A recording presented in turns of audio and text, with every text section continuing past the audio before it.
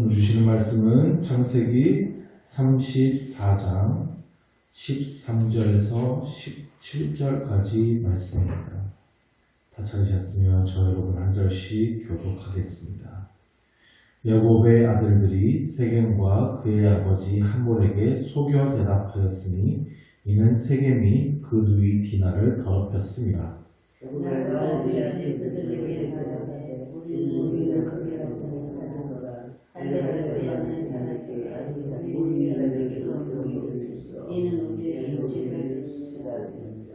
그런즉 이같이 하면 너희에게 허락하리라. 만일 너희 중 남자가 다 할례를 받고 우리같이 되면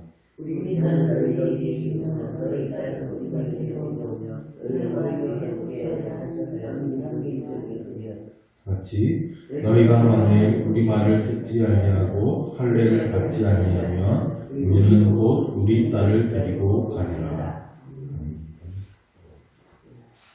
이 창세기 34장을 가만히 묵상하다 보면 참 이게 화가 많이 납니다. 10살 남짓한 디나가 이런 일을 당했다는 것에 우선 화가 나고요.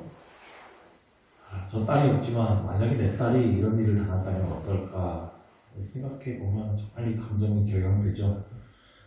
그리고 또 이런 일을 벌이고도 아무런 죄책감이 없는 이 하몰과 세겜의 행동 때문에도 화가 나고요.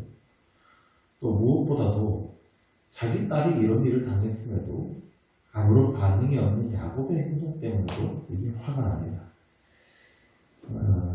먼저 디나를 강간한 이 세겜이라는 인물이 어떤 사람인지에 대해서 살펴보려고 하는데요. 세겜은 하몰의 아들이 그 땅의 추장이다라고 소개합니다. 세겜이 그렇게 나이가 많지는 않아 보입니다. 19절에 보시면 세겜을 소년이라고 말하거든요. 이게 나르라는 단어인데 이게 어린 아이부터 청년까지 젊은 사람을 뜻하는 단어예요.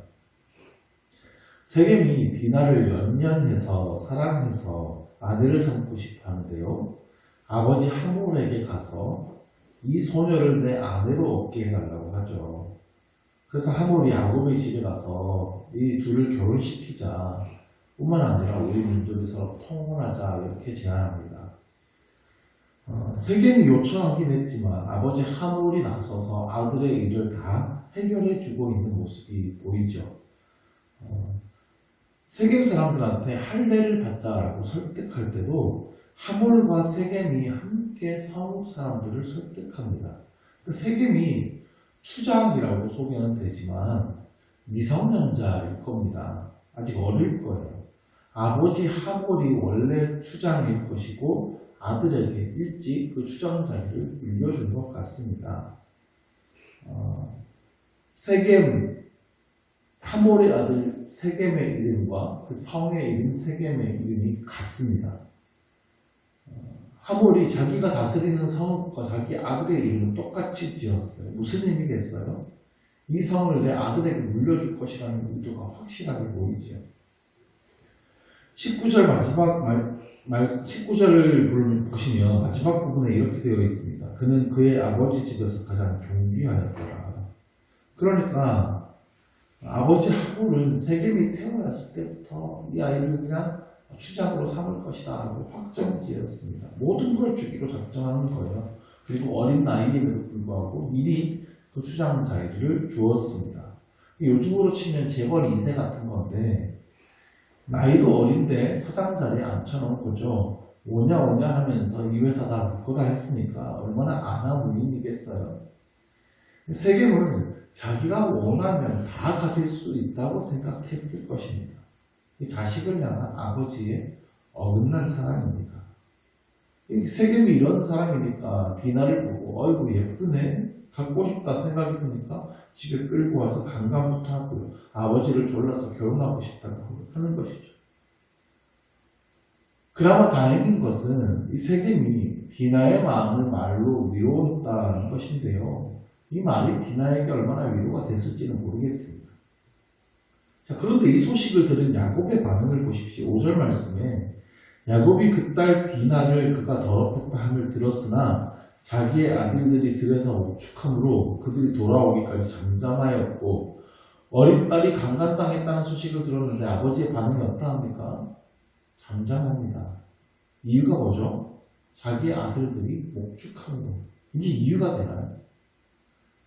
지금 아들들이 집에 없고 나 혼자 있으니까 나 혼자 뭘 할 수 있겠나, 자식들 어머니 얘기하지 뭐, 이래서 잠잠했다는 거예요. 이게 상식적으로 이해가 안 되죠. 아니 뭐 세겜에 대해서 분노를 하든지 아니면 뭐 통곡을 하든지 뭔가 격한 반응이 있어야 되지 않겠나요? 저도 이렇게 화가 나는데 이 아버지가 가만히 있어요. 백반양보에서 아들이 없었기 때문이다라고 하면 아들들이 돌아왔을 때 그럼 어떤 반응을 했나요? 7절 말씀에 보면 야곱의 아들들은 이 소식을 듣자마자 들에서 돌아왔어요. 그리고 그들 모두가 근심하고 심히 노하였습니다. 이거 아버지 야곱이 보여야 되는 반응 아닙니까? 하몰과 세겜이 야곱의 집에 와서 이야기를 하는데요. 가만히 보면 대화를 보면 대답하는 사람이 야곱이 아니라 야곱의 아들들이에요. 이 집안의 가장은 야곱이잖아요. 세겜의 아버지 하몰은 자기 아들을 위해서 적극적으로 나서고 있는데 야곱은 아무런 말이 없어요. 대신에 디나의 오빠들이 나서서 말을 합니다. 근데 야곱이요, 그 사랑하는 아들 요셉을 잃어버렸을 때는 어떻게 했나요? 자기 옷을 찢고 굵은 배를 입고 허리를 묶고 오래도록 애통했습니다. 모든 자녀가 다 야곱을 위로해도 위로를 받지 않았습니다. 심지어는 내가 스울로 내려가 아들에게로 가라. 그러니까 나 죽을래, 그냥 죽을래. 요셉 따라서 죽을래 하고. 요셉이 총리가 되고 나서 7년 기근이 왔어요. 형들이 곡식을 사러 가죠. 근데 요셉의 꾀로 인해서 베냐민도 이번에는 데려가야 됩니다라고 했을 때 야곱이 어떻게 반응합니까? 내 아들은 너희와 함께 내려가지 못하리니 그의 형은 죽고 그만 남았습니다. 내 아들이라고 얘기합니다. 다른 아들들은 자식 취급도 안 하는 겁니다. 그러니까 레아는 사랑하지 않고 라헬만 사랑하는 편애가 자식들에게도 그대로 이어졌어요. 그래서 라헬이 낳은 자식만 내 아들이라고 얘기하고 레아가 낳은 자식은 자식 취급도 하지 않는 겁니다. 디나도 레아가 낳은 딸이에요. 이것이 디나가 강간당했다는 소식을 들었을 때 야곱이 아무런 반응도 하지 않았던 이유입니다. 아내와 자식들을 향한 그릇된 사랑, 이것이 야곱의 인생의 평생을 따라다니면서 발목을 잡는 거예요. 야곱도 아버지에게 편애를 당하지 않았습니까? 이 상처가 그의 평생을 따라다니는 겁니다. 자식들 간에 불화를 일으키고요. 뿐만 아니라 그의 영적 성장에도 분명히 방해가 되는 것이죠. 야곱의 그릇됨은 이것만이 아니죠. 어제 이 사건에 일어난 근본적인 원인은 야곱이 세겜 땅에 거주하는 것 때문이라고 말씀드렸습니다. 야곱이 세겜에 거주한 이유는 경제적인 이득을 얻기 위해서였습니다. 근데 그 이방인이 세겜 땅 앞에 자리를 잡았다고 바로 세겜 사람들한테 환영받지는 못했을 거예요. 근데 이 사건이 일어나고 분위기가 바뀝니다.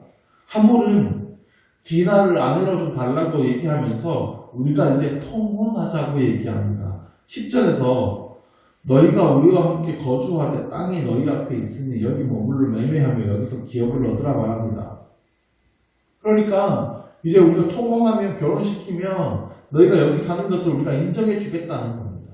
세겜이 이어서 말하는데 디나를 준다면 너희가 요구하는 거 다 주겠다고 말합니다. 12절에서는 아무리 큰 혼수와 예물을 청할지라도 너희가 내가 말한 대로 주겠다. 그러니까 그야말로 백지수표를 지금 제안합니다. 근데 아버지 하몰의 말 중에서 그 어린 디나를 강간한 것에 대한 일말의 반성이나 사과가 없어요. 대신에 결혼시키자, 물질적 보상을 제안하는 거예요. 돈이면 다 된다는 물질 만능주의, 세상의 논리가 들어오는 겁니다. 근데 이거 야곱이 원했던 거지 않습니까? 세겜과 거래하면서 물질적인 이득을 얻기 위해서 이곳에 머물렀어요. 근데 디나가 강간당한 사건으로 이걸 얻을 수 있게 된 겁니다. 그때 야곱의 아들들이 대답합니다. 13절에 보시면 야곱의 아들들이 세겜과 그의 아버지 하몰에게 속여 대답하였으니 이는 세겜이 그의 뒤를 더럽혔습니다. 야곱의 아들들은 이들과 협상할 생각이 없습니다. 동생 디나를 욕되게 했다는 것에 대한 분노가 컸어요. 속여 대답합니다. 우리는 할례 받지 않은 사람과 통혼할 수가 없다. 너희가 만약 할례를 받으면 디나도 주고 너희가 통혼도 하겠지만 할례를 받지 않으면 그냥 디나를 그냥 데려가겠다.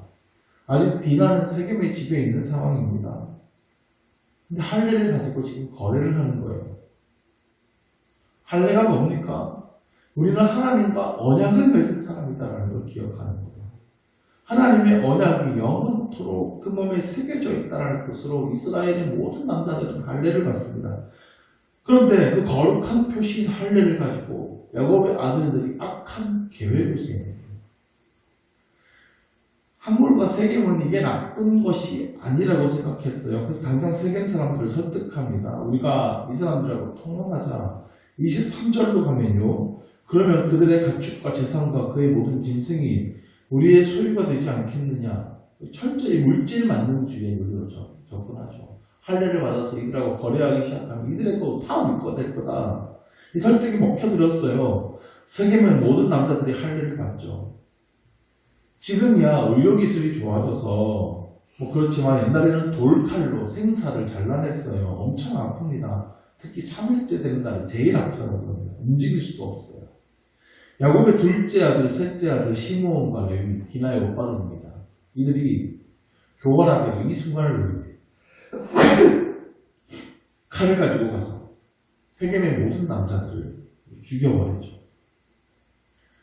하몰과 세겜도 죽이고 디나를 데려옵니다. 심지어 야곱의 여러 아들들은 시체가 가득한 그 성읍에 들어가서 약탈해옵니다. 집집마다 다니면서 가축과 재산을 빼앗아왔고 자녀와 아이들을 사로잡았어. 그들의 누이를 더럽힌 까닭이었다라고 기록합니다. 과도한 보수죠. 이스라엘 백성들은 죄악으로 가득한 땅에 하나님의 나라를 이루어내는 사람, 거룩한 언약을 가진 이 할례를 가지고 그 사람들을 속여서 비열하고 잔인하게 복수하는 이런 행동은 어떤 이유로든 용납될 수가 없는 거예요. 이 사건이 일어나고 나니까 드디어 침묵하던 야곱이 입을 엽니다. 야곱이 자식들에게 뭐라고 말해야 됩니까? 어떻게 이렇게 극악무도한 일을 저질렀느냐? 이게 하나님 앞에서 얼마나 큰 죄악인지 아느냐? 그래야 되는데 야곱의 말을 잘 보십시오. 하나님이 없어요. 죄도 없어요. 세겜 사람들에 대한 이야기도 없어요. 죄악을 저지른 자식들에 대한 걱정도 없어요. 30절을 잘 보시면 온통 나한다 나. 너희가 내게 화를 끼쳐 나로 하여금 악취를 내게 하였도다. 이 말은 내가 이 땅에서 평판이 아주 나빠지게 됐다. 나는 수가 적은즉 그들이 나를 치고 나를 죽이리니 나와 내 집이 멸망하리라. 야곱은 다 자기 걱정밖에 안 합니다. 나밖에 모릅니다. 그 자식들이 대답하죠. 그들이 이르되 그가 우리 누이를 창녀같이 대우하며 모르니까 디냐가 건강당하는데 가만히 있으란 말입니까? 우리 가족 아닙니까? 이런 말이죠. 이 말에 대한 야곱의 대답이 없어요. 정리하자면 34장에서는 끔찍한 이 사건이 일어나고 야곱의 민낯이 드러났어요. 야곱이 좀 괜찮아 보였거든요. 하나님께서 물질의 축복도 주시고 라반으로부터 벗어나고 약복 나루터에서 하나님 만나고 새 이름도 받고 애서하고 화해하고 할 때만 해도 다 될 것 같아 보였어요. 야곱의 인생이 이제 완전히 잘 풀리는 것 같아요. 짧은 기간 동안에 이러한 영적인 체험들을 많이 하면 사람은 붕 뜹니다. 세겜 성읍 앞에 자리 잡은 것은 잘못된 일이지만 그래도 괜찮아 보였어요. 아무 일도 일어나지 않았거든요. 그 세겜 성읍 앞에서 제단도 쌓고 하나님의 이름을 불렀어요. 그런데 그건 물질을 얻고자 하는 그의 욕심 때문이었죠. 하나님의 언약과 뜻에는 관심이 없었습니다. 근데 한순간에 문제가 벌어집니다. 불과 며칠 사이에 다시는 돌이킬 수 없는 끔찍한 사건이 벌어졌고 이제 집안이 풍비박산 날지 모르는 지경에 이르는 겁니다. 이 사건으로 야곱의 민낯이 드러났어요. 완전히 발가벗겨진 겁니다. 너의 상태가 지금 어느 상태인지 그냥 다 드러난 것이죠. 세상 사람들과 다를 바 없는 그릇된 사람의 모습, 그 편애에서 벗어난 자식들의 모습이 드러났고 그들을 향한 야곱의 무관심이 드러났고 자기밖에 모르는 이기심과 무책임함이 드러났어요. 물질 만능주의 한 발 걸치고 있는 야곱의 모습이 드러나고요. 악한 세상으로부터 악한 일을 당했을 때 더 큰 악으로 보응하는 모습.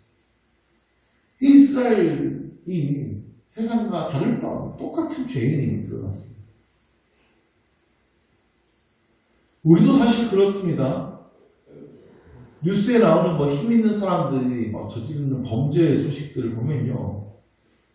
내가 저 자리에 있었으면 저러지 않았을까? 사실 저런 죄를 지을 기회가 없었던 게 아닐까? 저 사람하고 똑같은 삶의 과정들을 밟아왔다면 나는 저런 짓을 안 한다는 확신이 있을까? 생각해 봅니다.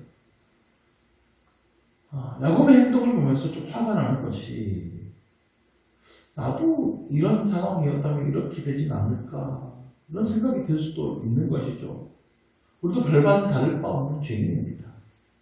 그리스도의 보혈로 덮어 있을 뿐이죠. 그러므로 우리에게 필요한 것은 오직 은혜입니다. 야곱이 하나님을 놓치니까 그의 원래 모습이 적나라하게 드러나잖아요. 그러므로 우리는 오직 하나님만을 의지하며 붙들고 살 수밖에 없는 것입니다. 선줄로 생각한 자는 넘어질까 조심하라 그랬어요. 우리는 죄인인데 그리스도로 옷 입은 자들입니다. 그리스도의 옷으로 덮여있다고 나는 그래도 좀 깨끗하다고 착각해서는 안 됩니다. 여전히 우리 안에는 옛사람이 살아 숨쉬고 있습니다. 겸손해야 됩니다. 주님만 의지해야 됩니다. 그리고 하나님의 말씀 앞에서 지금 나의 상태를 점검해야 하는 것이죠. 그리고 기도로 날마다 거룩함을 지키기 위해서 힘써야 되는 것입니다. 성령의 충만함을 유지하도록 힘써야 됩니다. 언제 나도 이렇게 한순간에 넘어질지 모르는 늘 깨어있어야 되는 것입니다. 그때 주님께서 우리의 삶을 붙들어 주시고 인도해 주시고 도와주실 것을 믿습니다. 그 주님의 은혜를 붙들고 마지막 날까지 든든하게 서 있는 우리 모두가 될 수 있기를 주의 이름으로 간절히 축원합니다. 기도하겠습니다.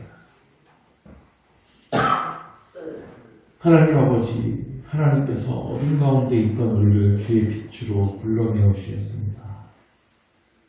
그리스도의 의의 옷을 입혀주셨고 하나님의 자녀로 살게 하여 주셨습니다. 그러나 우리 안에는 여전히 옛사람의 모습이 있습니다. 죄악의 쓴뿌리들이 있습니다.